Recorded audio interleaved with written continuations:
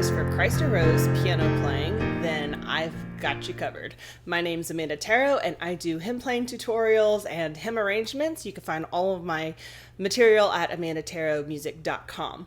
So today I'm doing something different, and we're going to try this out. Let me know what you think of it. So first off, I have created the Principal Hymn Player's Guide to go with this video that you can purchase. I will have a link in the description below, and there are two different levels. So what I'm covering in this video is I'm going to give you 3 simpler left-hand ideas, but I'm only going to do one verse in the entirety. So I'll show you, like, here are 3 ideas you could do with your left hand. Now let's do one version full, and then I'm going to move to advanced, and I will show you once again 3 left-hand ideas, and I might also throw in some right-hand ideas you can do. But once again, I'll just go through one verse in its entirety with all of the chords and everything.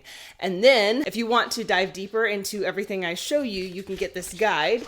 So let me know what you think about it, brand new. So first off, the easy guide. So it has a single note melody with simple chords. And then it has the patterns that go with it, so you can kind of connect the dots.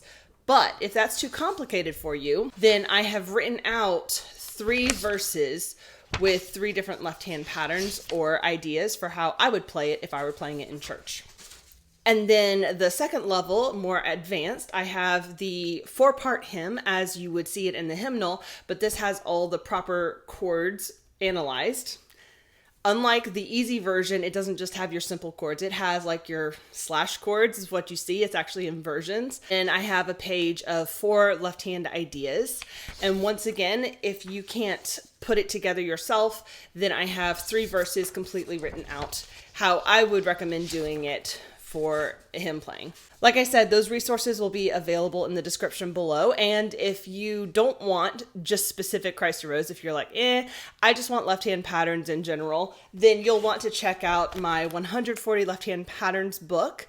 I will have a link to this in the description below. This is in 8 different keys and several different time signatures that you will find in any hymnal. But if you're not in a place where you can purchase anything, I also have a free download. Now, the left-hand patterns are only in the key of C. So like for Christ Arose, where it's written in the key of B flat, you'll have to transpose it yourself. But I do have a free resource with left-hand patterns that you can also get in the download below. Now, let's get on the piano and do some work. We will start with the easy version of Christ Arose. And once again, I'm just doing single note melody, and I'm doing more simple chords. B flat, F, G minor, and C major. To start, I'll just show you the patterns I would use. So here's a very simple pattern. It's the root, the 5th, and then back to the root, and then back to the 5th. And then your F chord, E flat, C,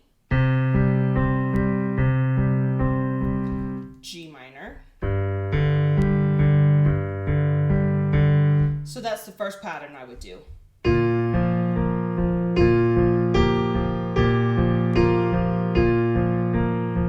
Okay, and then the second pattern is if you take the triad, the chord, you play the root for 1 quarter note, and then the upper 2 notes for the next quarter note.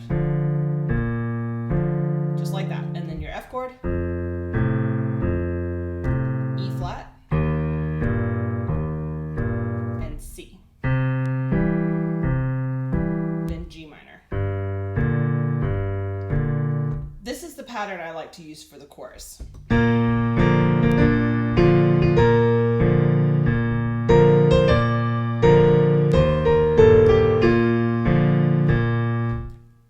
And then we're moving on to a little bit more deep of a sound. I like to use this one maybe for the 3rd verse, Death Cannot Keep Its Prey. And it's just the octaves, but it's in 8th notes, ending on a dotted half note. Now this works if your entire measure is the same chord. If it switches, then you'll just do like 8th, 8th, quarter, 8th, 8th, quarter, and move faster from it. So B flat is just the B flat octave, F, E flat, C, G minor. So this one would go like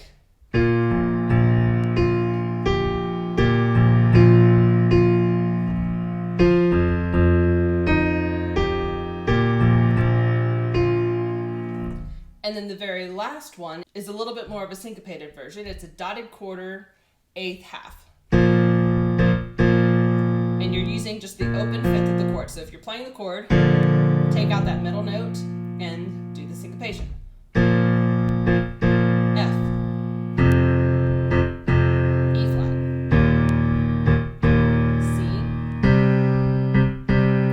G minor. So the first line would sound like this.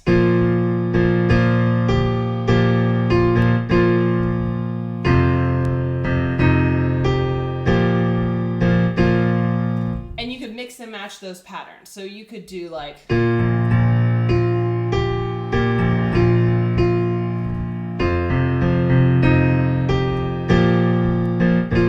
that's the advanced version of this. I do not have this in the printout. I'm just giving you an example for how you can add variety once you're really comfortable with doing the basic. So I'm going to play one verse that is in the handout. It's the sample version, and it's using two patterns because I like using this for the chorus. It's using that for the chorus, and then it's using the broken pattern, which I personally like using for the first verse. So here's one full version of Christ Arose using two different left-hand patterns.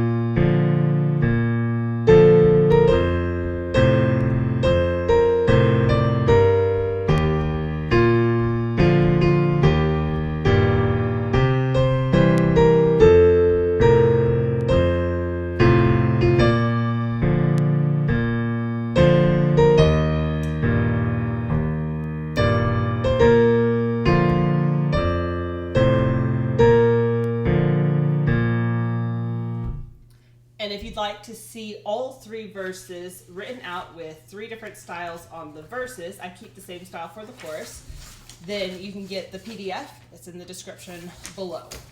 Moving on to the more advanced version, we've got the four-part hymn, which involves a lot more chords. So this is a B-flat chord.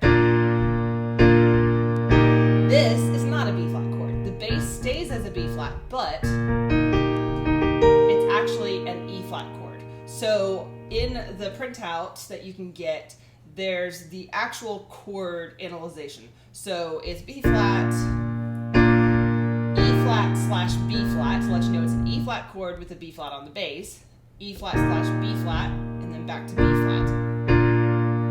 Okay? Something else I did in the printout is in the hymnal, the left hand has this nice spread because it's written for voices, not for pianist. So the bass is F and the tenor is this A, which I have really large hands for a woman, so I can reach it, but a lot of people can't. So what I did was make it in the right hand,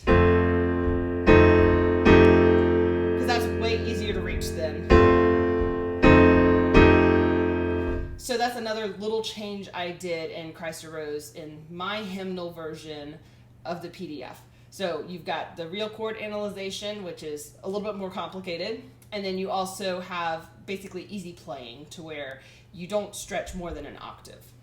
There are 4 left-hand pattern ideas. So the first one is similar to what I did for the easy version, but instead of doing the root and the 5th back to the root, I like doing the 3rd. And then your E-flat slash B-flat chord has that B-flat on the bottom, but it changes to an E-flat chord. And then your E-flat chord,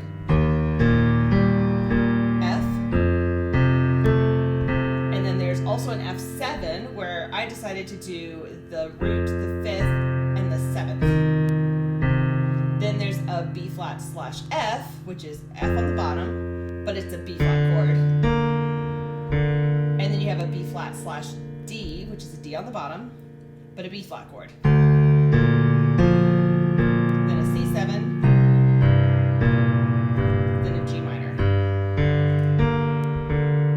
Okay, so a lot more complicated. And this is, I will say, this is me being very nitpicky with following the chords as are in the hymnal. And the reason I do that is because all my growing up years, I went to churches that actually sang all 4 parts. So I was very careful to always play the parts as written in the hymnal, because if I play something else, it's going to clash with what the singers are doing. So that is just my personal stickler. I stick to the chords that are in the hymnal for the purpose of 4-part singing. I'm going to use this pattern for the first line so you can see how it is, and you will notice it's a little bit clunky because you have to switch the pattern frequently, because you'll have 3 beats of B flat and then it switches to an E flat chord with B flat on the bass, and then an E flat, B flat. Okay, so that's why I'm doing it like I'm doing it, is because I'm following the chords.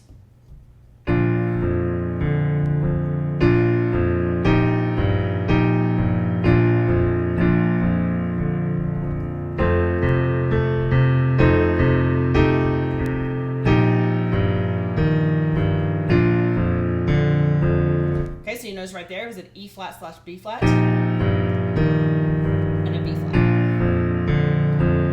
Okay, so if this is like really complicated for you, it is all written out. That makes it a lot easier. This is actually a really good hymn to learn written out as opposed to piecing it together yourself. But I'm going to keep going. It doesn't get any harder than this. I will say that's probably the hardest.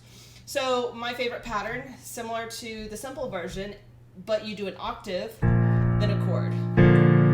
And then when it's E flat slash B flat, you're going to have the B flat bass and the E flat chord. And here I do an inversion just to keep it kind of similar in context.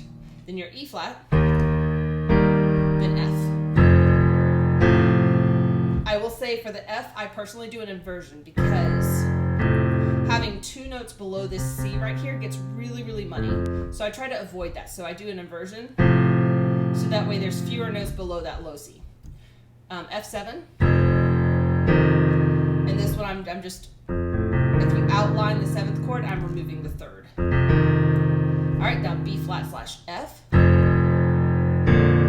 Once again, an inversion for that chord, and then B flat slash D. Inversion for the B flat chord. This C7, I did the same thing where you have your 7th chord and I removed the 3rd, and then G minor. Okay, so I'm gonna do the chorus, and this is one I will say, I will show you the entire thing for this one later. So here's just part of the chorus.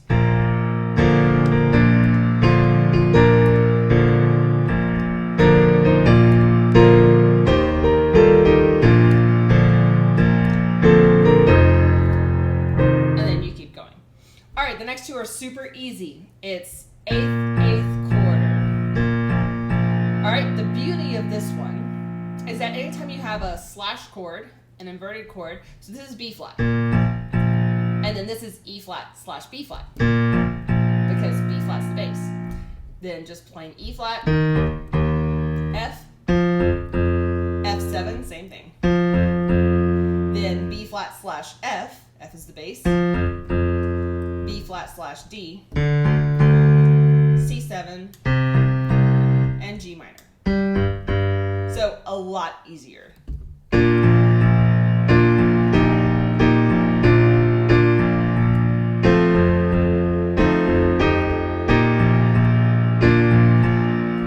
So if the first version got you all really confused, this is the one I would go with.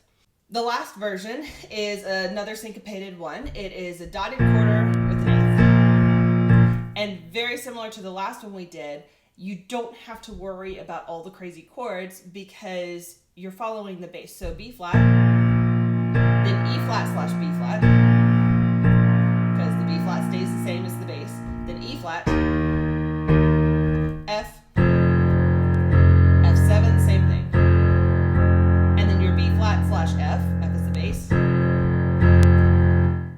flat/D, C7, then G minor. Okay, so octaves are really easy to do whenever you have a hymn like this that switches chords all over the place. The octaves make it so much easier.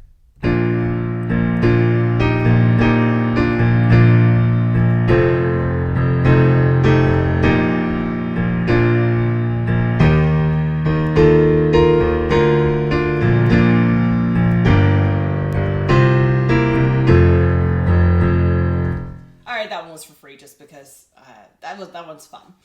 Okay, so what I'm going to do is I will show you the hardest pattern. And what I'm going to do in my right hand is octaves. So in the sheet music that you can purchase, I have basically hymn style where it's just soprano and alto. But then the next one I would do is a 3-note chord. So I'd fill it in with the rest of the chord.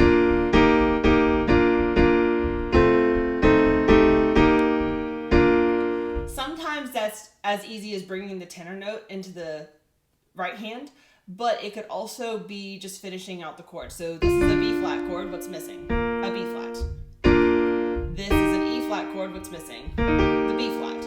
So I would do first verse, just simple, as written in the hymnal. The second verse, as is written in my sample, I've got the 3-note chord, and then the third verse I would do octaves, and then the chorus I go back to the 3-note chord. So that's what you're going to see is I'm doing the third verse with octaves and the broken left hand, and then the chorus I'm doing the 3-note chord in my right hand and the octave chord in my left hand. Okay, so here is the third verse in the sample that I've got written out.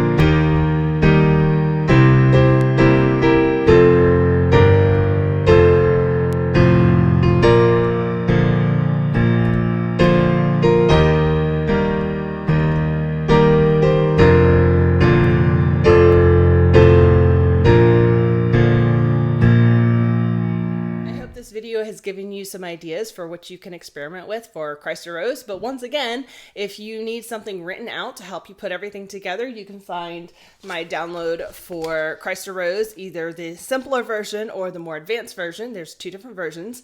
Or you can also get my 140 left-hand patterns if you just want to have the patterns and not all of the specific chords that go to Christ Arose.